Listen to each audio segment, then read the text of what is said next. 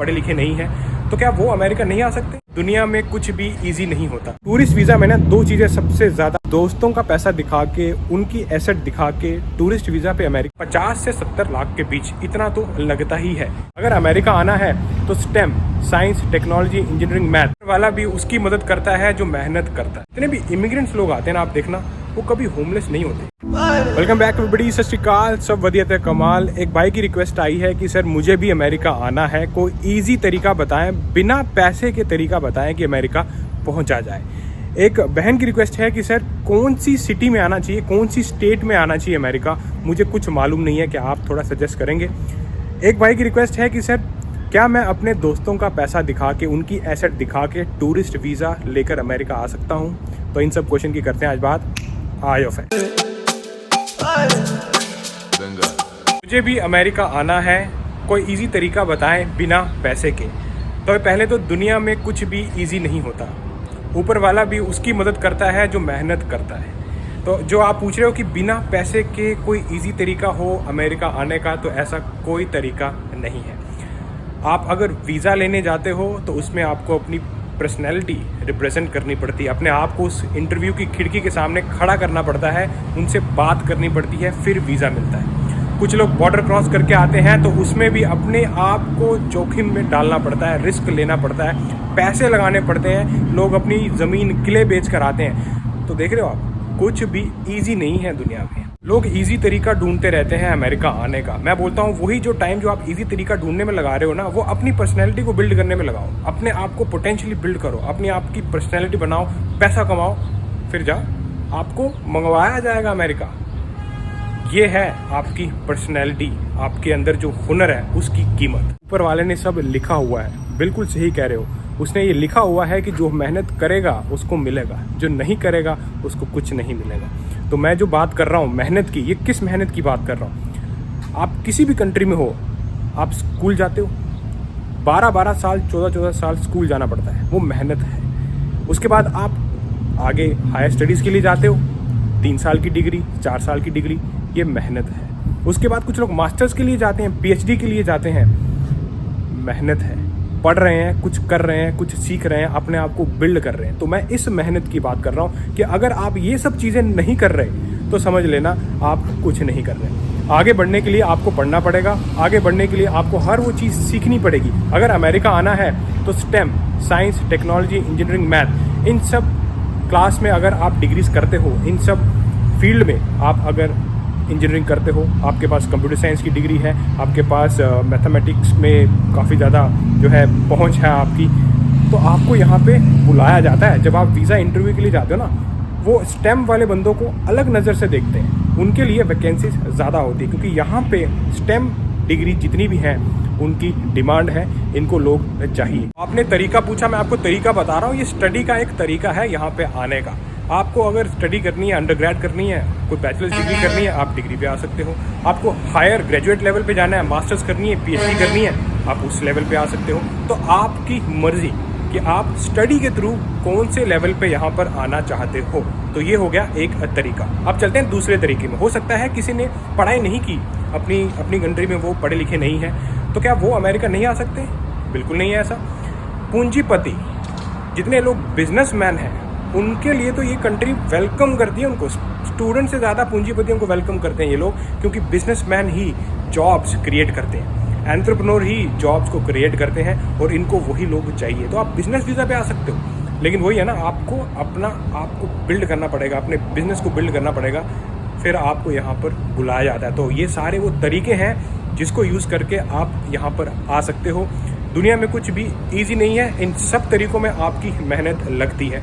कोई भी अगर आपको ऐसा बोले, अरे यार पहुंच जाओगे आप अमेरिका, मुझे पैसे दे दो, तो झांसे में फंसा रहा है, क्योंकि आपको वीज़ा लेना है तो इंटरव्यू की खिड़की में जाना पड़ेगा, और जब इंटरव्यू की खिड़की पे जाते हो तो वहाँ पे अपने आप को रिप्रेजेंट करना पड़ता है, उनको इम्प्रेस करना पड़ता है, तभी आपको वीज़ा मिलेगा। लोग बोलते हैं कि सर हम बॉर्डर क्रॉस करके आ जाएं, तो भाई ये आपकी लाइफ है, आपका डिसीजन। मैं किसी को रिकमेंड नहीं करता इलीगल आने को, बिल्कुल भी नहीं। और उसमें भी आपको क्या लगता है बॉर्डर क्रॉस करके आना मजाक है?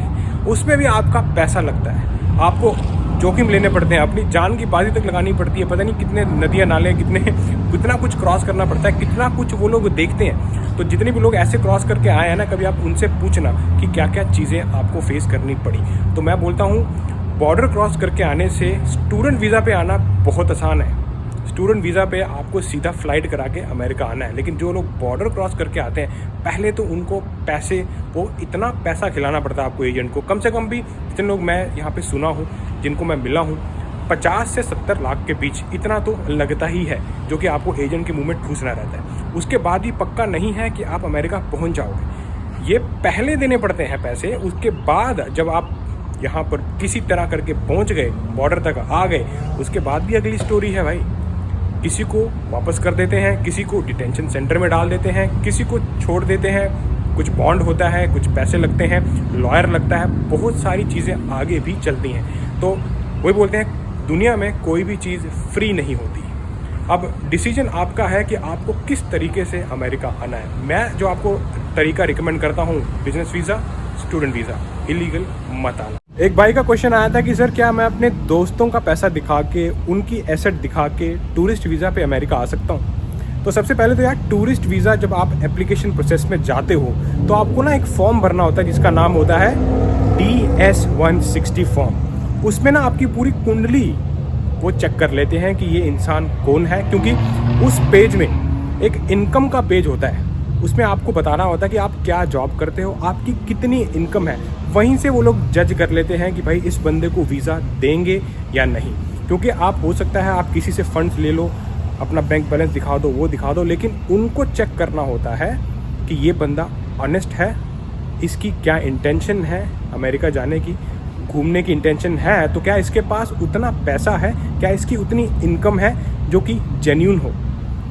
मैं अगेन बोल रहा हूँ, evidence of proof of income ये बहुत बड़ी चीज़ होती है। क्योंकि ऐसे तो काफ़ी लोग किसी का पैसा उठा के अपने बैंक में दिखा देंगे, लेकिन उनको जेन्यून इनकम चेक करनी होती कि भैया ये बंदा काम क्या करता है, इसके पास जेन्यून इनकम कितनी है। तो अगर उस इनकम से वो सेटिस्फाई होते हैं तो आपको वीज़ा मिलता है। तो टूरिस्ट वीज़ा में ना 2 चीज़ें सबसे ज़्यादा ध्यान रखनी है आपको। एक, ऑनेस्ट रहना है, सच बोलो।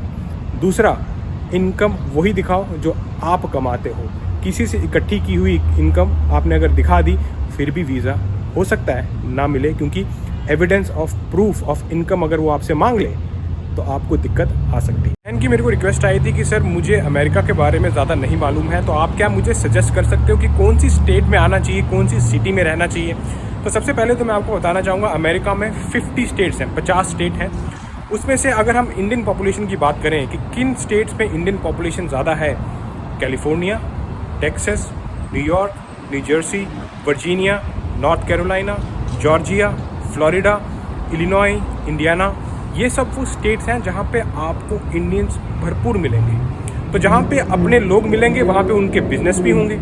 तो अगर उनके बिजनेस होंगे तो उस बिजनेस को चलाने के लिए उनको एम्प्लॉय भी चाहिए। तो अगर उनको एम्प्लॉय चाहिए तो इनको एम्प्लॉय वो चाहिए जो कि ट्रस्टवर्दी बंदा हो। तो वहाँ काम आते हैं अपने खुद के इंडियंस, अपने देसी, क्योंकि देसियों पे भरोसा किया जा सकता है। वो उस कंट्री से आए होते हैं जिस कंट्री में बहुत ज़्यादा मेहनत लगती है, उनको पैसे की वैल्यू की समझ है, टाइम की वैल्यू की समझ है। तो इसीलिए यहाँ पे जितने भी इमिग्रेंट्स लोग आते हैं ना, आप देखना वो कभी होमलेस नहीं होते। यहाँ पे काफ़ी लोग आपको होमलेस मिलेंगे जिनके पास घर नहीं है, बस रोडों पे घूम रहे हैं, रोडों पे सो रहे हैं। लेकिन जितने भी इमिग्रेंट होते हैं ना, चाहे वो इंडियन हो, चाहे पाकिस्तानी हो, बांग्लादेशी हो, जितने भी एशियन लोग हैं, चाइनीज़ हो, जापानीज़ हो, वो लोग कभी भी आपको ऐसे हाथ फैलाते हुए नहीं मिलेंगे, क्योंकि वो लोग काम करते हैं, मेहनत करते हैं और मेहनत की उनको वैल्यू पता है। तो आपको घबराने की बिल्कुल ज़रूरत नहीं है। 6% फॉरेन बॉर्न पॉपुलेशन अमेरिका में इंडियंस की है। कहीं भी चले जाओगे ना आपको कोई ना कोई इंडियन टकरा ही जाएगा। जाके बात करो, आपको कोई दिक्कत आ रही है उनसे शेयर करो, क्योंकि उनके पास आपको बहुत सारे कॉन्टैक्ट मिल जाएंगे। आपको खाना खाना है फॉर एग्जांपल और आपको रेस्टोरेंट नहीं मिल रहा, तो भाई गूगल पे सर्च कर लो कि कोई इंडियन रेस्टोरेंट आसपास है, उस रेस्टोरेंट में जाओ, वहाँ पे कुछ लोग अपने मिलेंगे, देसी मिलेंगे, उनसे बात करो, उनसे और ज़्यादा इन्फॉर्मेशन मिलेगी। तो इस तरह से जो है आप अपने आप को खुद गाइड कर सकते हो। तो मैंने आपको स्टेट्स भी बता दी। अगर आप कभी यहाँ पर आते हो तो करना क्या है, तो आपको बिल्कुल भी घबराने की ज़रूरत नहीं। अमेरिका में फ्री में कोई चीज़ नहीं मिलती, ये यहाँ का लॉ है। कोई भी आपका स्किल है तो उसकी वैल्यू आपको ज़रूर मिलेगी। कुछ भी आपको आता है तो उसकी वैल्यू आपको यहाँ पर ज़रूर मिलती है। काफ़ी लोग मेरे कमेंट सेक्शन में ये कमेंट डालते हैं कि सर आपकी वीडियोस काफ़ी इन्फॉर्मेटिव रहती है, आपका समझाने का तरीका बहुत अच्छा है। तो यार बहुत अच्छा लगा ये जब मैं आपके कमेंट्स, अच्छे कमेंट्स पढ़ता हूँ। और भी मैं कोशिश करता हूँ कि जो इन्फॉर्मेशन मेरे पास है मैं वो आपको सरल भाषा में बता सकूँ, ताकि जितने भी लोग जिनका कोई नहीं रहता अमेरिका में उनको भी कोई दिक्कत ना हो। तो ये वीडियोस मैं स्पेसिफिकली आप लोगों के कमेंट सेक्शन को पढ़कर फिर ही बनाता हूँ। तो मिलता हूँ आपको ऐसी किसी इंटरेस्टिंग वीडियो में नेक्स्ट टाइम। until then, चको फटे। हाँ, दुनिया में इजी कुछ नहीं होता, पॉटी करते हो ना उसमें भी दम लगता है।